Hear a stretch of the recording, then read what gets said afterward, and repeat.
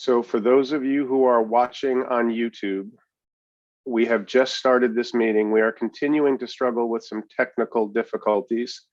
We have just launched the web stream of this, and I see only 2 attendees who have joined the meeting so far.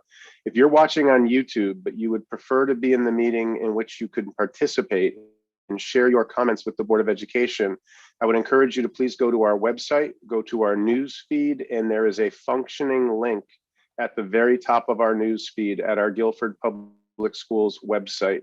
The link that was shared earlier may not bring you to this meeting. So again, if you're watching on YouTube, there's a functional link that is available on our website.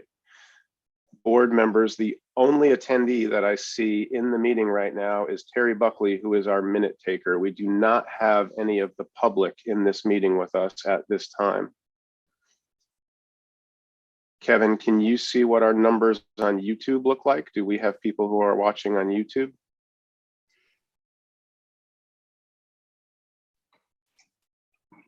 I'm showing 1 right now. So we don't have a lot of people on YouTube who are looking to get into this meeting. We don't have anybody in this meeting. I'm not sure how many texts board members received from people who were trying to get into the meeting. I have received several requests, and the Zoom link is now live on our website. Lori, I'm wondering if we want to send out another communication. It would be the 3rd in the last hour, but if we wanted to update the link for this board meeting. Yeah, like I said, it's on the website. Sure, I'll send that out right now. Thank you. Yep. We have 1 person in here now. Yep, we have 2 attendees in the meeting at this time. I'm gonna let you go.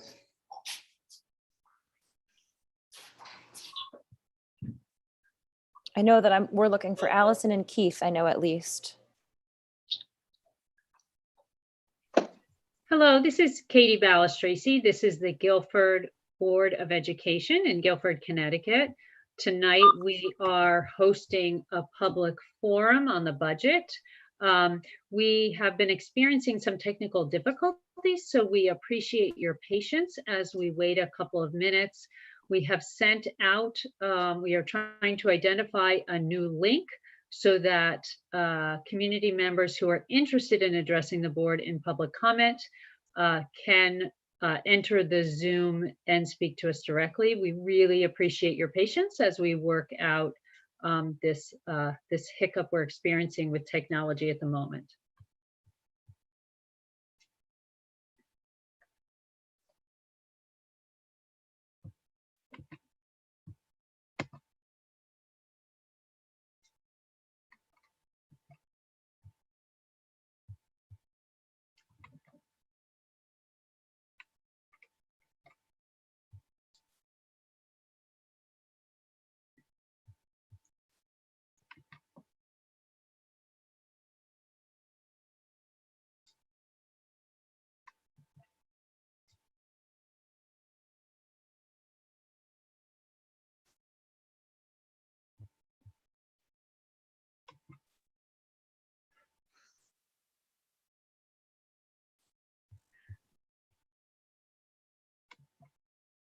We have lost.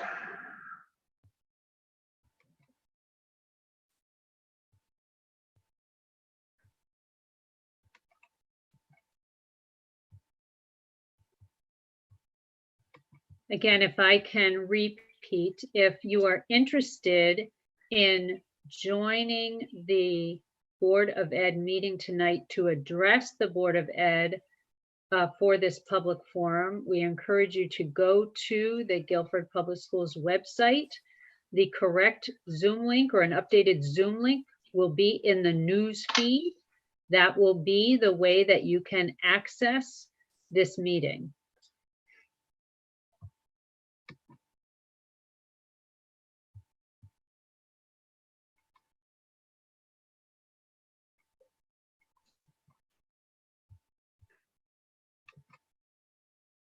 I guess we should start and say that for the attempt. Yes, Moira? I'm getting information that says, please tell them that when you click on the link sent by email, it didn't show the live video. I had to go to the channel, click on videos at the top, and then it revealed the live feed. That's for YouTube. Okay.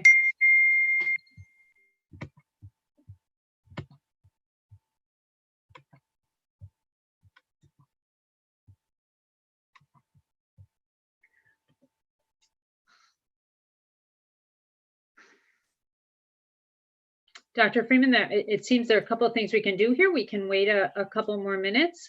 As you know, on the first of these two public forums, I often start the meeting off turning to you for some opening statements as a follow-up to your presentation of the budget to the board. I could do that now while we wait for additional attendees. And hopefully folks will be finding their way to the appropriate Zoom link. Would that seem like a reasonable first step? I'm happy to do that, Dr. Balistraci, and terrific. we do have some attendees coming in now. That's right. So let me, if I may, let me just start again. Again, to our viewing public, thank you so much for your patience. We have been experiencing some technical difficulties with some of our meetings this evening. It is Monday, January 24th. We were supposed to have a curriculum instruction and assessment committee meeting prior to this meeting this evening. We did have to cancel that in real time when we experienced technical difficulties. This was certainly a disappointment for the board. We were really interested in hearing from Dr. Sauer at that meeting, and we will be rescheduling that meeting as soon as we can. Secondly, we welcome you tonight to the first of two public forums on the proposed Board of Education budget that has been brought to us by Dr. Freeman and the Guilford Public Schools Administration. Dr. Freeman presented this budget to the board at our regular meeting on Monday, January 10th. And we will be providing the public tonight and tomorrow night the opportunity to bring comments to us on that budget. In order to allow all interested community members in having time to address us, I am going to ask that speakers stay within 4 minutes of time so that anyone who is interested in speaking to us will have a chance. We actually have someone who's going to be helping us keep track of that time, and I will be asking people who are close to going over to wind up. Again, this is purely to allow all participants to have a chance to speak.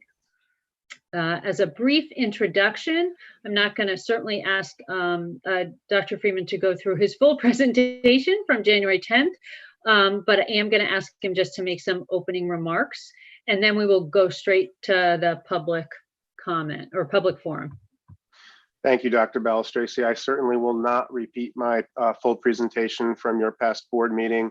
I'll start by making an introductory comment. For those of you who are attendees in the meeting, if you would like to comment, if you would like to be heard by the Board of Ed, I'm going to remind everybody that we ask you to use the question and answer box. And if you would please enter your name and address in the question and answer box, then Mr. Mitchell and I will be calling people forward in the order in which they queue up in the Q&A box. Again, we're going to ask you to please add your name and your Guilford address for the purposes of the minutes. That being said, I will remind everybody in the community that the prepared budget documents, as well as the slides that I used at the budget presentation at the past Board of Education meeting, are available on our website. And the full presentation of that budget is also available on our YouTube channel. That meeting worked without any technical difficulties. I will just say in brief overview tonight that the budget proposal that comes forward from the administrative team to the Board of Education this year is the largest budget proposal that we have ever brought forward. We are not necessarily excited about bringing forward such a large budget proposal. We bring it forward this year because of a confluence of circumstances that has generated a budget proposal from us, the administrative team, to the Board of Education that currently sits at a 5.9% increase over this current school year. As we explained in the presentation, the single largest driving factor in that increase is a significant increase in the medical benefits that we provide to our employees. The medical benefit increase alone creates a 2.4% increase, 2.4% of that 5.9% increase. This comes on 6 or 7 years of really positive medical experience. It's not an unprecedented level of spending in this area for the board. In fact, we spent higher than the level that we're proposing this year in the 15-16 school year. It's a significant increase over the current year, however, and that by itself is what is driving this budget. Of that 5.9% increase, less than 1% is made up of proposed investments that the leadership team has brought forward. Those investments are being driven either completely or in significant part by either state mandates or by needs that we are identifying as our students continue to weather this, this pandemic. Really briefly, those investments include an assistant coach to be targeted towards the girls swim team, an instructional coach district-wide who will be working primarily with teachers K-8 in the areas of STEM. This is science, technology, engineering, and math instruction. A special education teacher who is slated to support the special education students both at Baldwin Middle School and at Lakes. It is a split position. A district-wide social worker position. That position is currently in district, but it is being paid for out of the ESSER 3 grant funds that we have received. Those funds sunset, and so this is an attempt to plan ahead and hold on to that position and not lose that position when the grant funds expire. There is a classroom teaching position scheduled to be at Cox next year. That is simply driven by enrollment projections. As a small 4th grade moves out, we expect a larger kindergarten class to follow and will need an additional classroom setting, therefore a classroom teacher. There are approximately 2.5 classroom positions slated at Guilford High School to absorb the impact of new graduation requirements, specifically the mastery requirement for graduation, which is a 1-credit requirement for all graduating seniors beginning next year. And finally, a suggested assistant principal position to be shared across the elementary schools, but to be housed primarily at Lakes Elementary School. With that brief introduction, and with again my reminder that all of this information is shared more completely on our website in various formats, Dr. Balistraci, the only person I see currently in the queue is Allison. Kevin, if you would bring Allison into the panel, then she will be able to introduce herself, share her address, and share her comments for the board. I will again, we do see approximately 40 attendees at this point. I will again remind all the attendees that if you would like to comment and be heard by the board, please enter your name and address into the question and answer box. You can find that at the bottom of your Zoom page, and Mr. Mitchell and I will bring you in. And Allison, I see you've joined the board. Welcome. Hi. Again, I'll remind everybody, please include your address as well as your name. Hi, Allison. Welcome. Go ahead. Hi, thank you. I'm sorry, I omitted my address. It's 88 Tanner Marsh Road. I was just, so I spoke at the last month's meeting. I've sent you guys a couple of letters in support of more science and social studies time, particularly at Baldwin. And I was hoping to see that more directly addressed in this year's budget, whether that was through additional teachers being hired, or, you know, just some sort of larger plan. And I was a little disappointed not to see that issue addressed. I do think it's an area where we're unfortunately lacking to only have science and social studies being taught half the year for our 5th and 6th graders. I do know that there is a proposal to hire a science coach, and I'm generally in favor of the coaching position. I see the value in that. My issue with science currently, particularly in K-6, is not the effectiveness of the teachers currently. It's not the quality of the education.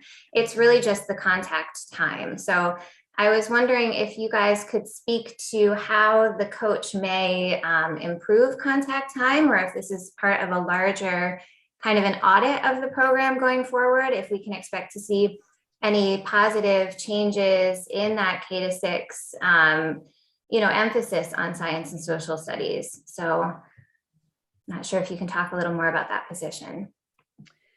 I will briefly turn it over to Dr. Freeman, although I will say that it is a coaching position in the sense that we also have literacy and math coaches.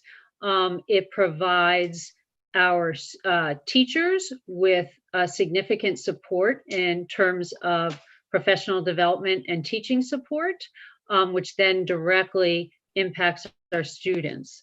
Dr. Freeman, do you have anything to add on this particular position? I will, and I'll speak a little bit to the contact time piece as well. I'll try to keep it really brief. The contact time and the way that the schedule works is in fact not actually a budgetary question at this time. At Baldwin, teachers all fall under the same K-6 certification, and we have enough teachers in the building to cover all the classes.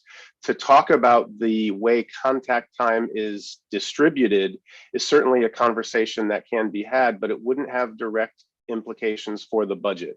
The only way to increase science or social studies contact time would be to reduce other contact time currently in the schedule somewhere.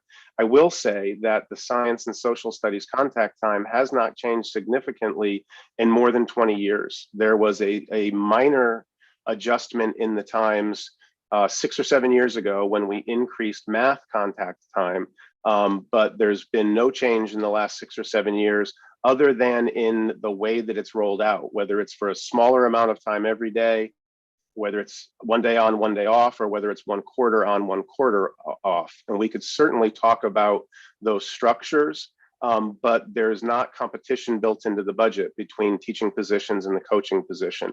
And Dr. Balistraci answered what the coach would do. This would be a coach that would help teachers with their, it's not to suggest that teachers aren't doing a good job now, it's that we can always do a better job. And as the science standards have changed, coaching affords teachers a support that is beneficial in any subject area. Teachers do a great job in math and reading language arts instruction as well, but they still benefit from the availability of coaches there. Again, a conversation worthy of having, but I don't believe one that's going to be directly impacted by the budget conversation, and certainly not one that pits the classroom teacher positions against the proposed coaching position. It's not a zero-sum proposition in this budget. Could I just ask a follow-up question?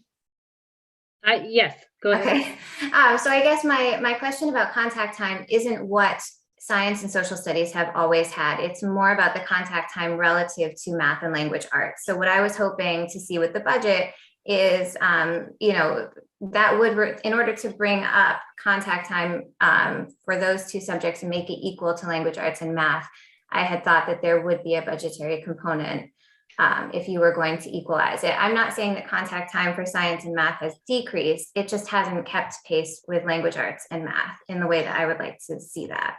Yeah, and I certainly understand that. But again, adding more teachers, the number of teachers isn't the controlling variable right now. It's the number of minutes in the day. And so the only way to raise those two subjects would be to reduce contact in other areas. Again, 6 or 7 years ago, math had significantly less contact time than English and language arts. We brought math up to the level of English language arts when the schedule change was made there. Social studies and science did not reduce significantly at that time to make that adjustment. There was a very minor reduction, but it wasn't a significant reduction. I will point out that through the structure at Baldwin, our students actually tend to receive more science and social studies instruction specifically than most fifth graders across the state, and also more than any sixth or seventh or eighth graders who are housed in more traditional elementary settings. By having the specialized schedule, the teachers teaching in specialized areas, definitely our fifth graders and our sixth graders in many cases actually receive more science instruction than many other students in same grades who are in other more traditional elementary settings across the state. But again, it's a conversation worth having, just won't have direct budgetary implications. Thank you. Thank you. Thank you. And we also see a Keith Torello who would like to comment. Mr. Mitchell, if you would bring Keith in. He should be on his way. And I'll remind everybody else while Mr. Torello is coming in that if you would like to comment or be heard by the board, please put your name and address into the question and answer box, which you will find at the bottom of your Zoom browser. Hi, Keith, welcome. Hi, how are you? Good evening. Good, thank you. Good. Hi, my name is Keith Torello, 304 Landon's Way. Thank you for allowing me to speak to you guys this evening.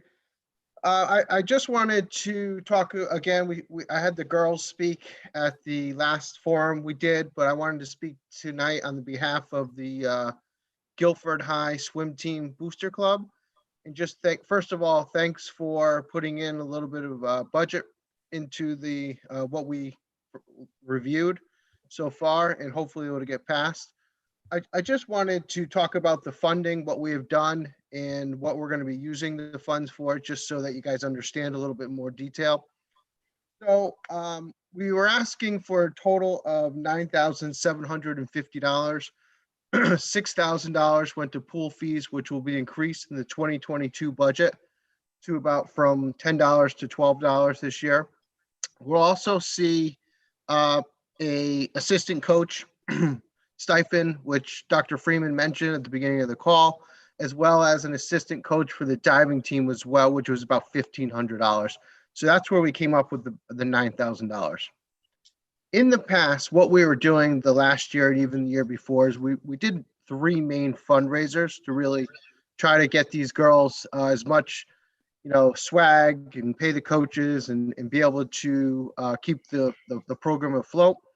The first 2 things we did over the summer were car washes, which netted about $2,200. And that was a couple hours for the girls to work. The third thing that we did that was actually beneficial, both on trying to get them to grow personally, allow them to kind of become a little salesman, trying to come out of their shell a little bit, is it's called the Shred It event.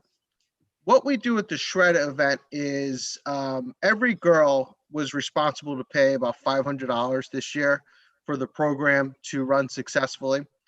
And what we decided to do with the Shred It program is a bag that the girls would go out to sell to their friends, family, local businesses, would drive down that cost. So there was a couple of families that had multiple children. So they would have had about $1,000 total fee to participate into the program this year.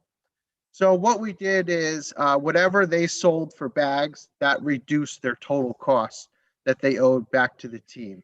So for example, some girls sold $100, so that was 10 bags, and that allowed them to contribute $100, and then the family or however else they came up with the different $400. So that's how we were able to kind of fund this year. Going into it, going into the 2022 season, we're going to run those same 3 fundraisers. We're also working with Jake Jarvis to get approval on another one as well, to actually go out throughout the entire town and actually display it out in front of the YMCA. Nice Guilford logo. And this year, we're actually going to see an increase in participation. So last year we had 25 girls total. 22 were swimmers, 3 were divers. This year we're going to see, with 5 girls graduating, we're going to see a total, we're projecting about 30 girls total, 25 swimmers and 5 divers. Of Wonderful. those, I'm gonna ask you. You've got about 30 seconds left. So yep. so Really quick, go ahead. for team success, I just want to say of those 5 of those team, we're hoping about 5 that could make all state for Class M next year. Terrific. Well, thank you very much. Yeah, no problem. Thank you for allowing me to present today. Thank you, Absolutely. Keith. Thanks, Paul. I do see a thank you to the Board of Education for all of your efforts from Susan. But at this time, I'm not seeing anybody else asking to comment to be heard by the Board of Education. I do see about 40 attendees in our meeting. If you would like to share your comments with the board, if you would like to be heard by the board, please just add your name and address to the Q&A box, and we will call you and invite you to share your comments with the Board of Education.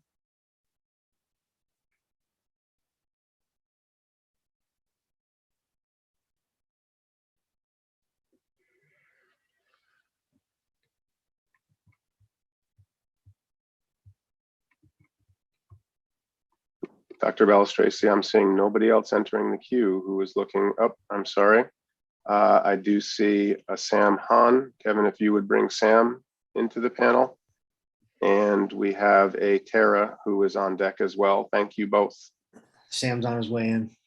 Thank Wonderful. you. Thank you.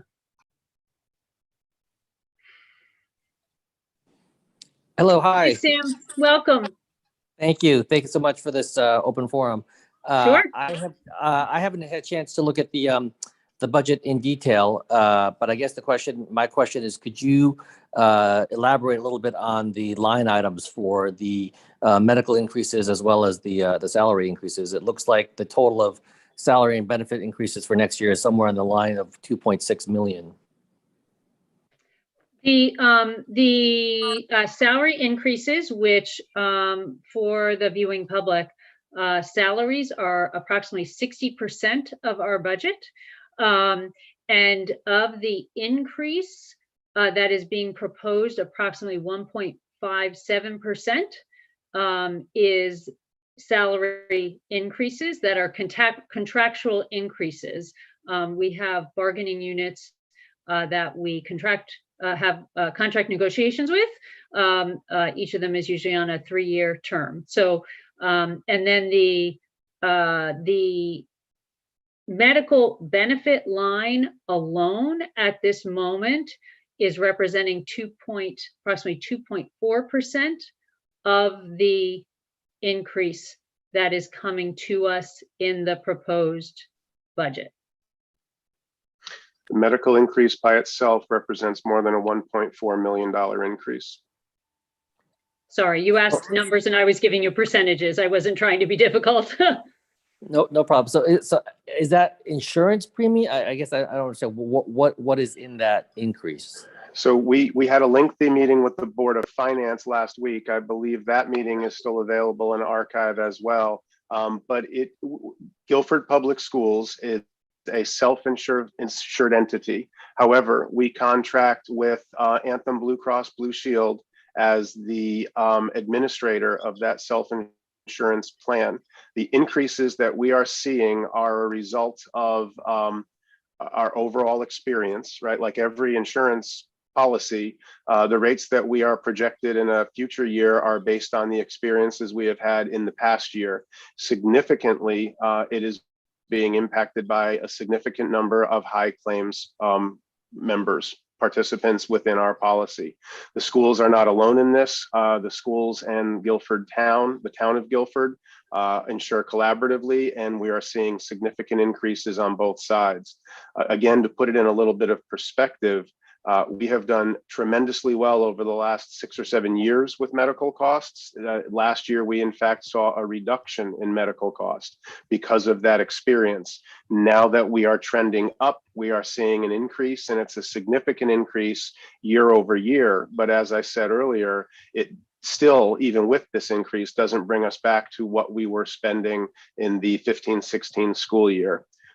We have reached out to Anthem. We are working on putting together a request for proposals. We are going to look at the market, and we're going to look to see if there is a provider who can offer us the same benefit packages that we owe to our employees, but do so at a better cost. A significant portion of the cost increase is insurance that we do carry, stop loss insurance that we carry against catastrophic claims. That is a basic premium package. It's a package that we buy like anybody else would buy insurance. It protects our self-insured status against catastrophic costs, and that is a significant portion of the increase that we're absorbing this year. But again, for those of you who have an interest in this topic, there is a lengthy conversation with the Board of Finance that I believe is available as a YouTube video, and if the meeting's not available by YouTube, minutes will be available of that meeting shortly. Thank you very much. You're Thank very you. welcome. Tara Sanders is looking to comment. Mr. Mitchell, if you would bring Tara in. And I'll again remind, I think we have some new attendees. If you would like to comment to the board, please just put your name and address into the question and answer box, and we will call on you in the order that you sign up.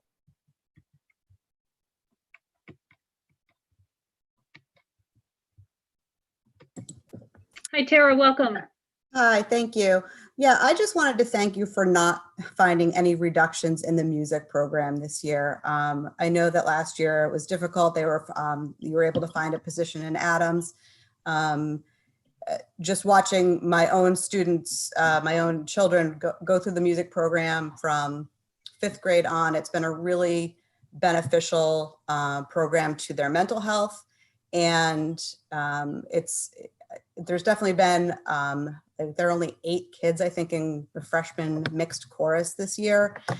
So the importance right now of reaching down and getting the younger kids excited about this program and getting them engaged, I think would benefit I think the entire student body. So when they're engaged at the younger level, and then they see what gets accomplished in the high school, they are more willing to, I think, participate.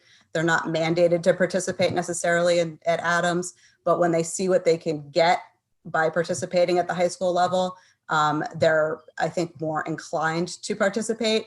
And so I just really wanted to just show my support for the music program and just really thank you for not finding any reductions in that program this year. Thank you for your comment.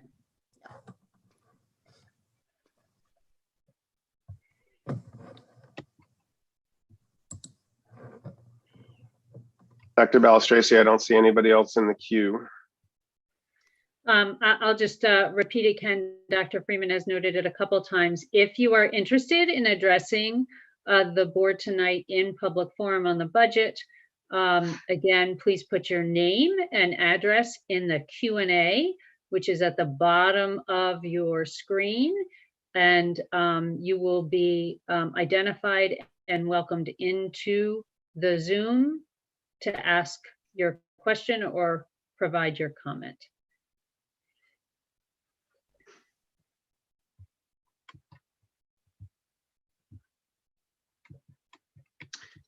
I know that we had some difficulties getting started this evening, and I know that we have a whole nother opportunity scheduled tomorrow evening, but at this time, I do not see anybody else in the queue. Okay, neither do I. All right, then I will note again for the viewing public that we are going to have another public forum tomorrow night. We typically do 2 nights at the end of January to try to make ourselves as available as possible to the public to comment on the proposed budget. Again, as Dr. Freeman noted, the proposed budget is on the Guilford Public Schools website for people to view in detail. And we as a board welcome comments from the public, as we will be ourselves determining how to approach this budget and what to put forth to the Board of Finance in town for consideration. If there are no other people interested in commenting this evening, and again, I'm looking, but I'll ask Dr. Freeman to check one more time. I'm not seeing any additional individuals putting their name or address in the Q&A. Nobody waiting at this time. All right. Then I'm going to invite people who might want to comment to join us tomorrow evening. This time, again, 7:30 tomorrow, January 25th. We will have a second public forum. And so at this time, I am going to ask for a motion to adjourn the meeting. So moved. Is there a second? Second. Thank you, Jen Baldwin. All in favor? Aye. All right. Thank you for those of you who joined us this evening. Thank you for those who came forward with comments. It's always helpful as we as a board have to make the decisions that we have to make. Again, we welcome anyone to join us tomorrow evening, and we hope that you have a good rest of your evening.